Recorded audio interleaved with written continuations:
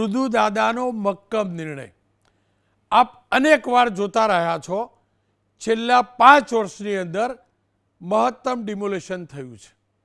એ અસામાજિક તત્વોએ સરકારી હડપેલી જમીન પર કરેલા ગેરકાયદેસર નિર્માણ હોય, ખરાબ આશયથી ધાર્મિક સ્થળનો આશરો લઈને કરાયેલા નિર્માણ હોય, કે પછી અમદાવાદનું ચંડોળા તળાવ હોય, કે રાજકોટનું જંગલેશ્વર હોય, કે પછી ઓખાથી લઈ કચ્છ સુધીના દરિયાકાંઠાના વિસ્તારની અંદર થયેલા ગેરકાયદેસર નિર્માણ હોય.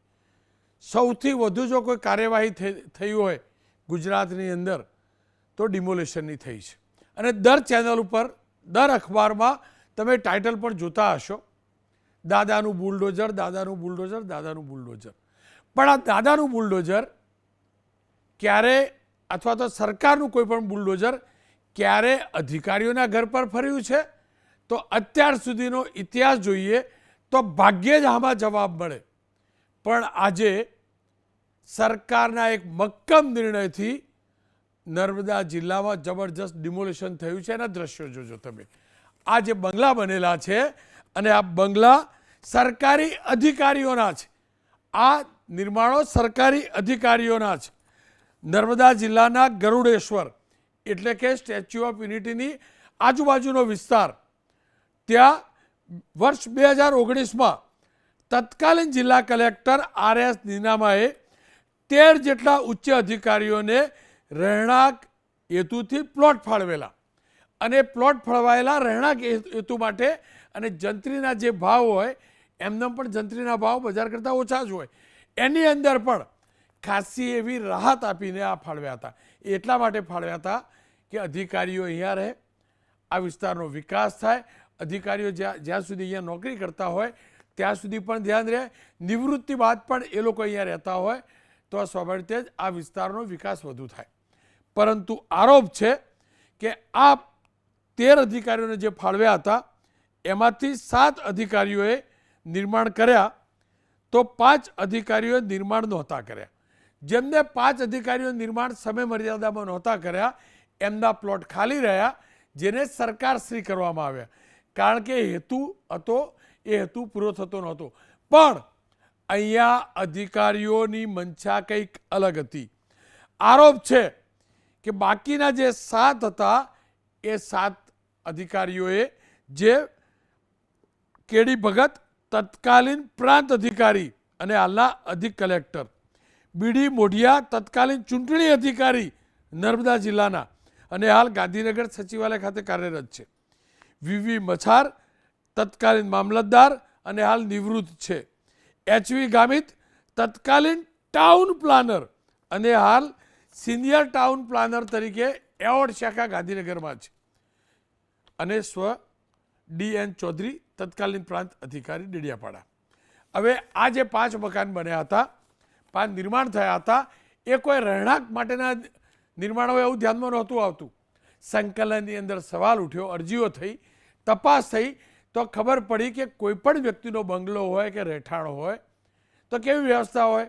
ડ્રોઈંગ રૂમ હોય, એક કિચન હોય, કિચનની સાથે એટેચ બાથરૂમવાળા રૂમ હોય, એક જનરલ ટોયલેટ બાથરૂમ હોય, પણ આ પ્રકારનું હતું. પરંતુ ધ્યાનમાં આવ્યું સરકારના કે અહીંયા કોમર્શિયલ ગતિવિધિ થવાની હતી.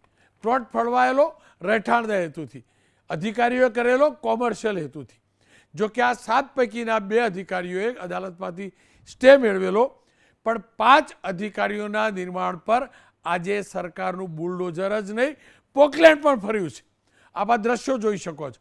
જવ્વલે જ આવું થતું હોય છે.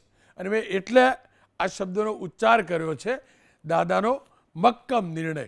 અને ફરીથી કહું છું, જ્યાં પણ સામાન્ય નાગરિક હોય, નેતા હોય કે અધિકારી નિયમોનું ઉલ્લંઘન કરતો હોય કે કરતા હોય, તેમના વિરુદ્ધ સમાન ભાવે કાર્યવાહી થવી જોઈએ, પવિત્ર ભાવથી કાર્યવાહી થવી જોઈએ.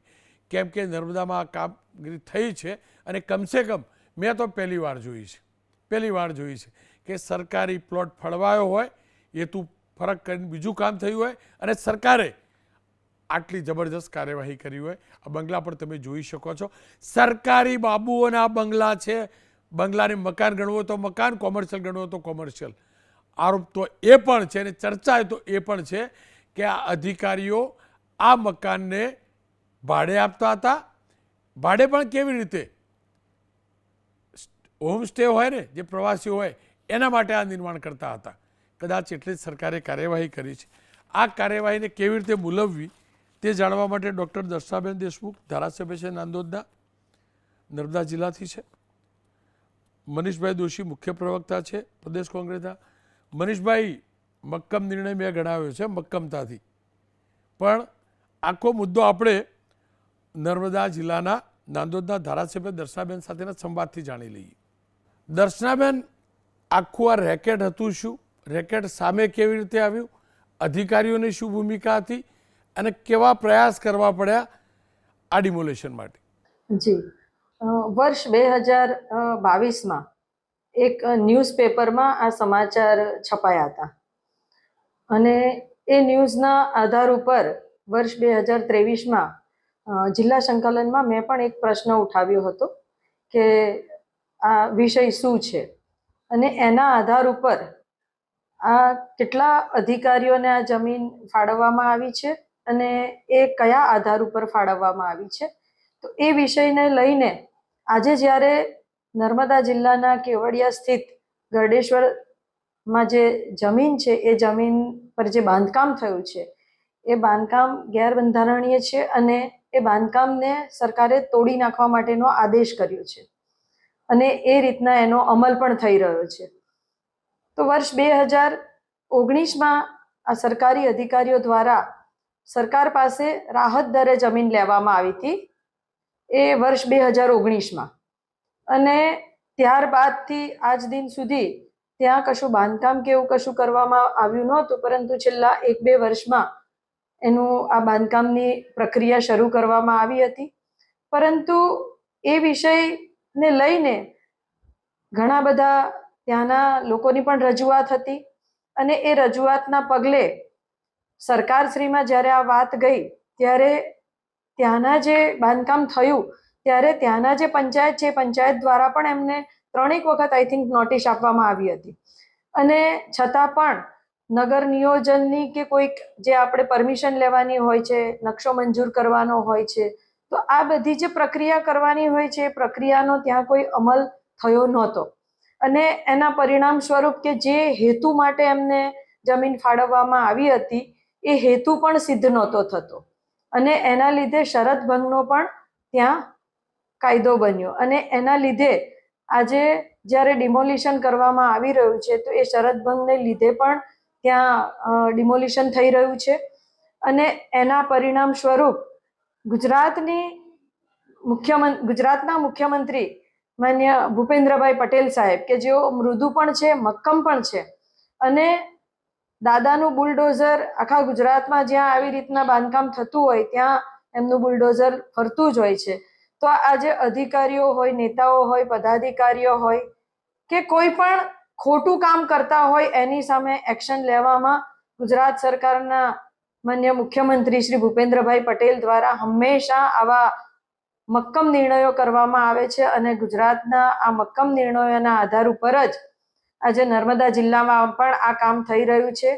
અને હું તો માન્ય મુખ્યમંત્રીશ્રીને ખૂબ ખૂબ અભિનંદન પાઠવું છું કે એમણે જે નિર્ણય લીધો છે એ ખૂબ જ અભિનંદનને પાત્ર છે અને એના લીધે અહીંના જે નર્મદા જિલ્લાના લોકો પણ છે એ લોકો પણ પોતે આ નિર્ણયને વધાવી રહ્યા છે અને આવનારા દિવસોમાં જે લોકોએ પોતે સરકારી જમીનોનું દબાણ કર્યું હશે કે ભાઈ ખોટી રીતે આવી રીતના બાંધકામ કર્યું હશે એમના ઉપર પણ આવો નિર્ણય કરીને એમને પણ એ બાંધકામને દૂર કરવા માટે કે પછી એમના પર પણ એક્શન લેવામાં આવશે, એમાં કોઈ શંકાને સ્થાન નથી. ધારાસભ્ય શ્રી, કયા હેતુથી ફાળવવામાં પ્લોટ આવ્યા હતા અને એનો ઉપયોગ શું થતો હતો? રાહત દરે એમને પ્લોટ રહેણાંકના હેતુ માટે ફાળવવામાં આવ્યા હતા. અને અધિકારીઓ ઉપયોગ શું કરતા હતા એનો, પ્લોટનું કન્સ્ટ્રક્શન કરીને? જાણવા મળ્યું છે કે ત્યાં ખૂબ જ મોટા મોટા 3 થી 4 માળના બિલ્ડિંગ્સ બનાવી દેવામાં આવ્યા છે, જેમાં 15 થી 20 થી 25 જેટલી અલગ અલગ રૂમોમાં પણ બનાવવામાં આવી છે. એટલે એવું કહી શકાય કે કદાચ કોમર્શિયલ બાંધકામ કર્યું હશે. બેન, કેટલું મુશ્કેલ હોય છે આ પ્રકારના અધિકારીઓ સામે આ પ્રકારની મુહિમ શરૂ કરવી અને અંત સુધી લઈ જવી? ખરેખર સરકારે પણ જ્યારે આ નિર્ણય કર્યો હશે ત્યારે આ વિષયની છેક શું કહેવાય કે એના મૂળ સુધી ગયા હશે અને ત્યાર પછી સરકારે જે આજે નિર્ણય લીધો ત્યારે એમને પણ એવું લાગ્યું હશે કે આ નિર્ણય કરવા જેવો છે, એટલા માટે જ માન્ય મુખ્યમંત્રી ભૂપેન્દ્રભાઈ પટેલે આજે આ નિર્ણય લીધો કે ડિમોલિશન કરવાની એમણે ત્યાં આગળ જરૂર પડી અને એમણે એ રીતના ડિમોલિશન કરાવાયું. બેન, સામાન્ય રીતે સામાન્ય નાગરિક હોય તો કદાચ નિયમોનું જ્ઞાન ન હોય, કાનૂનનું જ્ઞાન ન હોય, પણ તમે માનો છો અધિકારીઓ અજાણ હોય કે આ નિયમ છે, આ નિયમ પ્રમાણે આવું થવું જોઈએ, આવું થવું જોઈએ, આવું ન થવું જોઈએ? તમે શું માનો છો? 100% એમને કદાચ જાણકારી તો હશે જ, જાણકારી ન હોય એવી કોઈ શક્યતા મને નથી દેખાતી. અધિકારીઓની આ પ્રકારની નીતિ, આ પ્રકારની નિયત, આ પ્રકારની હરકત તમને લાગે છે નિયતમાં ખોટ છે અને આવી ખોટવાળી નિયતવાળા અધિકારીઓના કારણે જ સરકાર બદનામ થાય છે? 100% એમણે જે રીતની કામગીરી ત્યાં કરી તો એ કામગીરી કરતા પહેલા એમને સરકારશ્રીનું ધ્યાન દોરવા જેવી જરૂર હતી. સરકારે જે હેતુ માટે એમને જમીન ફાળવી હતી એ હેતુ જો બર ના આવતો હોય, સિદ્ધ ના થતો હોય તો સરકારે એક્શનમાં આવવું જ પડે. કેમ કે સરદાર સાહેબની પ્રતિમા છે અને એટલે જ એ વિસ્તારનો વિકાસ વિસ્તાર થયો છે. સરદાર સાહેબે જ આઈએસની નવી આખી સિસ્ટમ ઇન્ટ્રોડ્યુસ કરેલી, સરદાર સાહેબે જ આખું એક સ્ટ્રક્ચર ઊભું કરેલું. તમને લાગે છે સરદારના મૂલ્યો અધિકારીઓ ચૂક્યા છે? અત્યારની જે પરિસ્થિતિ છે એ જોતા તો એવું જ લાગે છે કે એમણે સરદાર સાહેબના મૂલ્યોનું ધ્યાન ન રાખ્યું. આખા ડિમોલેશનથી ઓવરઓલ જે પણ અધિકારીઓ ભ્રષ્ટ હશે એવું માનતા હશે કે દલા તલવાડીની વાડી જે લેવું હોય લઈ લો, એ બધામાં મેસેજ શું જશે? કોઈ પણ અધિકારી હોય કે પદાધિકારી હોય પણ આવું કરતા પહેલા હવે 100 વાર વિચાર કરશે. સાંસદ મનસુખભાઈ વસાવા ભરૂચ નર્મદા જિલ્લાના સાંસદ છે. મનસુખભાઈ, આપનું સ્વાગત છે. મનસુખભાઈ, મેં તો પહેલી વાર જોયું હો બાબુઓના બંગલા પર બુલડોઝર. કયા પ્રકારની ગતિવિધિ અહીંયા થવાની હતી જેના કારણે બુલડોઝર ફેરવવું પડ્યું છે? રોનકભાઈ, આપની વાત બિલકુલ સાચી છે કે આખા ગુજરાતમાં આવો ક્યાંક પણ સરકારના નિયમો વિરુદ્ધમાં કે મંજૂરી વિના કોઈક બાંધકામ થયા હોય અથવા મંજૂરી આપી હોય એના કરતા વધારાનું કોઈક બાંધકામ કર્યું હોય એવી જગ્યાએ આખા ગુજરાતમાં આવા બાંધકામ સરકાર તોડી રહી છે, એ સારી બાબત છે. એ જ રીતના આ ગરડેશ્વર પ્રોપરમાં ગરડેશ્વર ગ્રામ પંચાયતની અંદર આ જે અધિકારીના 2019માં આ એમને સરકારી રાહે પ્લોટ ફાળવવામાં આવેલા અને એમાંથી ગ્રામ પંચાયત ગરડેશ્વરની મંજૂરી લઈને એ લોકોએ આ મકાનો બનાવેલા. એ ત્યાં સુધી મને ખબર છે. અને એ વખતે એક અભિયાન ચલાવ્યું કે બધા અહીંયા અધિકારીઓ, રિટાયર અધિકારીઓ પણ અહીંયા વસે તો સારી વસ્તી વસે, અધિકારીઓ પણ આવે તો ભવિષ્યમાં આ વિસ્તારનો ડેવલપ થાય. એ ઉદ્દેશ્ય સાથે આ મકાનો બનાવ્યા એ મને ખબર છે. પણ પછી ક્યાંક વધારાનું બાંધકામ થયું હશે કે શું છે એના બાબતે કોઈક અરજી કરી ને એ અરજીના આધારે સરકારમાંથી તપાસ થઈ અને તપાસમાં શું છે એ ખ્યાલ નથી, પણ એના આધારે આ બાંધકામ તોડવામાં આવ્યું છે. વધારાનું બાંધકામ છે કે પછી કઈ રીતના એ કયા નિયમોના આધારે તોડાયું છે એ આખી વાત મને ખબર નથી. પણ જે પણ હશે એ મારે એટલું કહેવાનું કે હું કેટલા વર્ષથી જોતા આવ્યું છું ત્યાં સ્થાનિક જે આદિવાસીઓના પોતાના વર્ષો જૂના ઘરો બનાવેલા હોય અથવા તો પછી કોઈક નાની મોટી રેકડી બનાવવા માટે, લારી ગલ્લા બનાવવા માટે એ કંઈક બનાવેલા હોય તેને રાતોરાત તોડી નાખવામાં આવે છે. અને આવા અધિકારીઓ, હું અધિકારીની તરફદારી નથી કરતો પણ ન્યાયની દ્રષ્ટિએ એટલું કહું છું કે આ જે અધિકારીઓ ક્લાસ 2, ક્લાસ 1 ની પોસ્ટના અધિકારીઓ હતા અને સરકારી લોન લઈને આ લોકોએ બનાવી છે મકાનો. સરકારી લોન લઈને આ લોકોએ મકાનો બનાવેલા છે અને 60-70 લાખ રૂપિયા એમના લોનના એ બેંકના અલગ અલગ બેંકોમાંથી લોન લીધી. એ એ માહિતી મને છે. તો ગેરકાયદેસર બાંધકામ કર્યું તો તોડવું જ જોઈએ, પણ મારે એવું કેવું છે કે આ એક અધિકારી છે એટલે એવું નહીં કે હાઈ ફાઈ મોટી પ્રોપર્ટીના કરોડો અબજોપતિ આ અધિકારીઓ છે.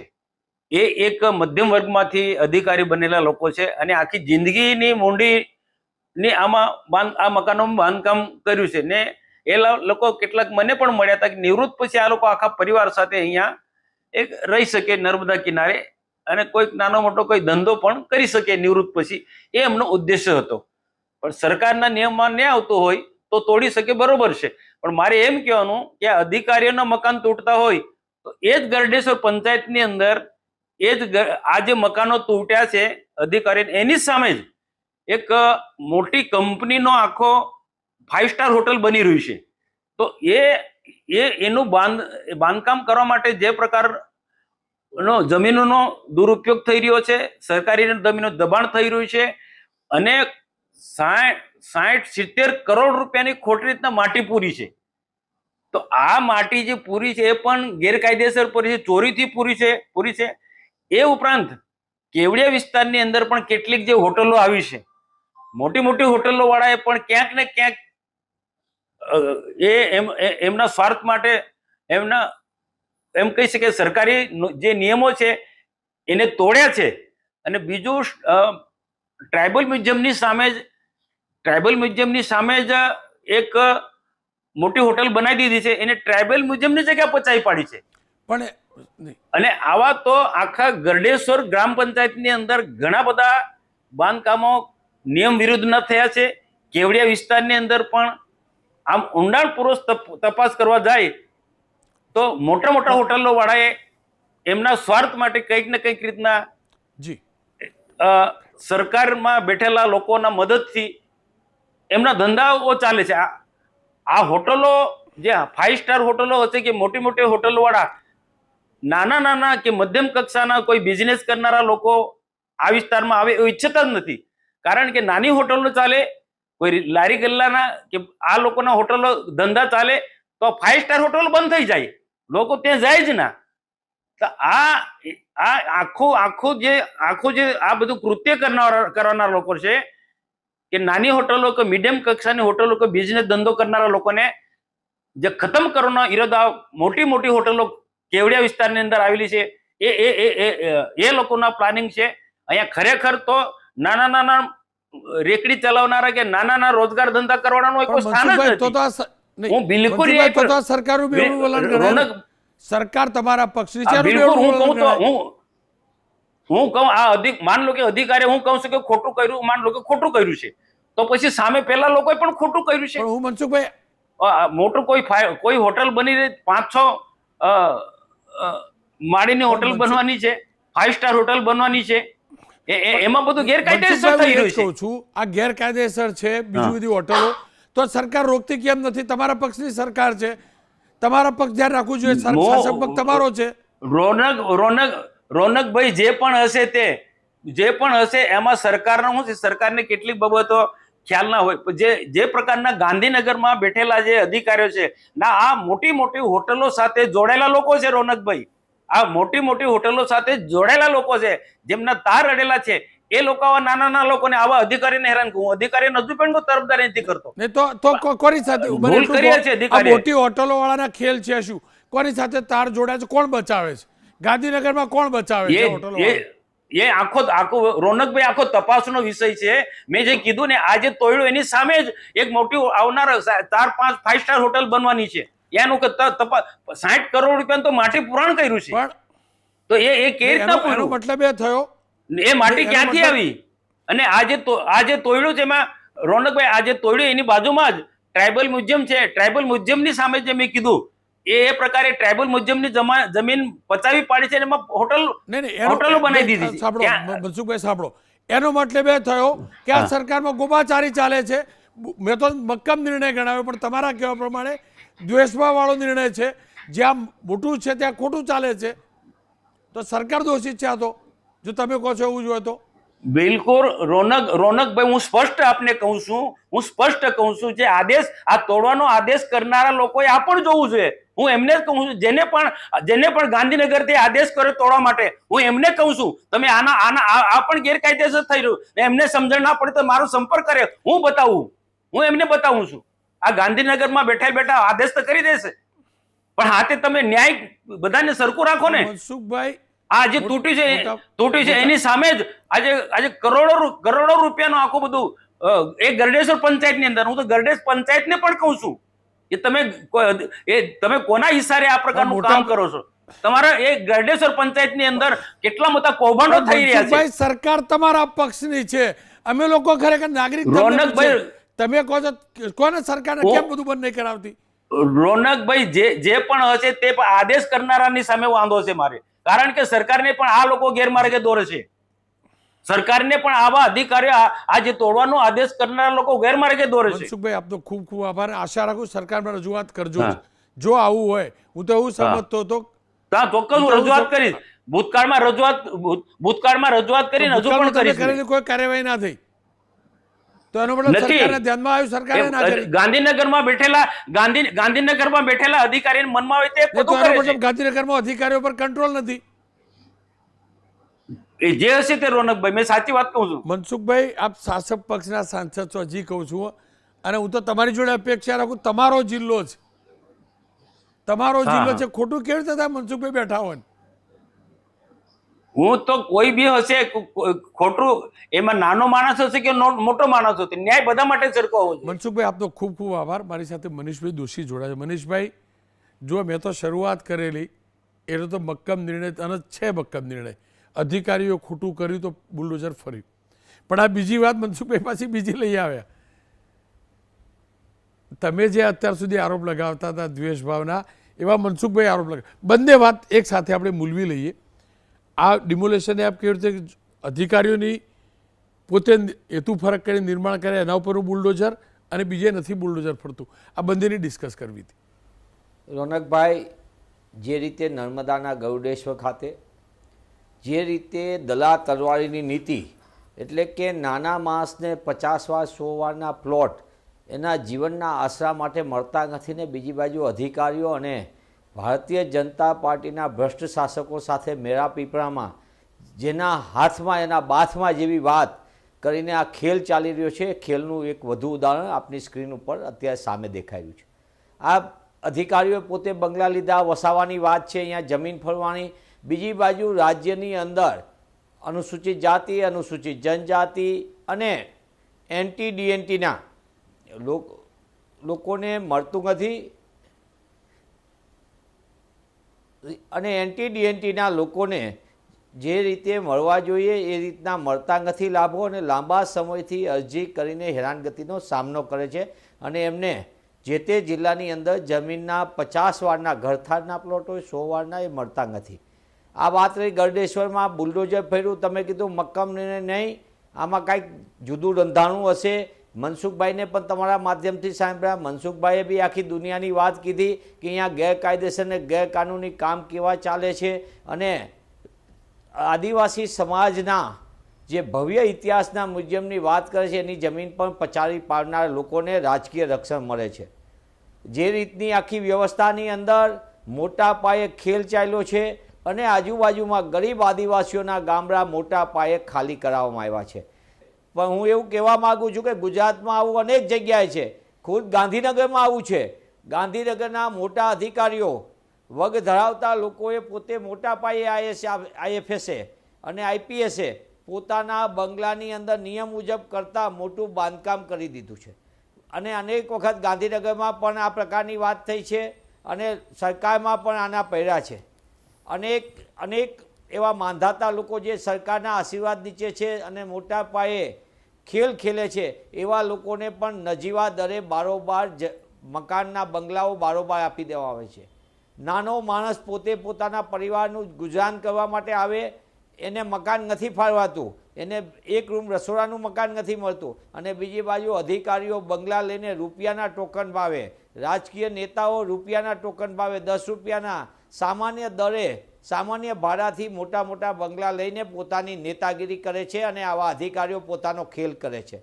ત્યારે આ અધિકારીઓના રાજમાં સરકાર આ કોઈ દાદાનું મક્કમપણું નથી. આ બુલડોઝર અત્યારે તમે કીધું, હું તમારી વાતથી થોડોક અલગ એટલા માટે પડું છું કે ગરીબોના ઝૂંપડા ઉપર બુલડોઝર દાદાનું મક્કમતાથી ફરે છે, પણ અમીરો અને માલેતુજારોના ઉપર કાંઈ નથી ફરતું.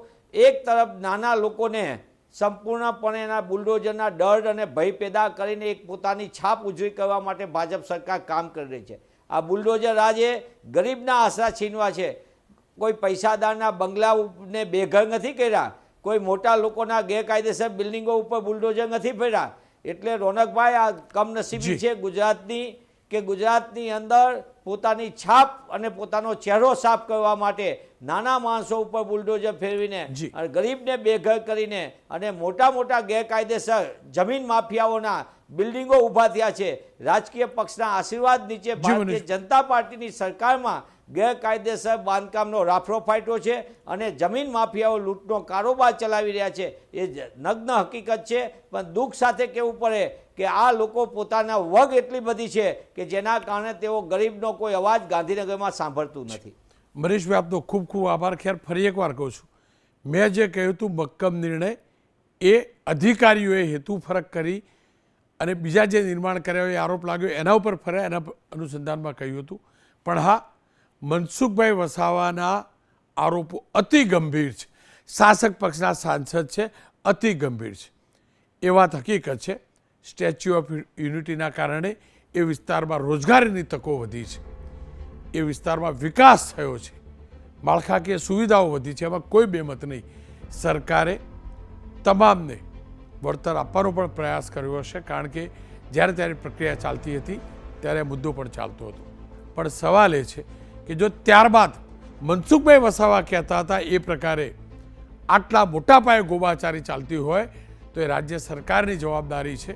સરકારની જવાબદારી છે આ અધિકારીઓની જેમ જ અન્ય જે પણ સંપત્તિઓ ખુદ શાસક પક્ષના સાંસદ કહે છે તે મક્કમતાથી એ સંપત્તિઓ પર પણ બુલડોઝર ફરવું જોઈએ.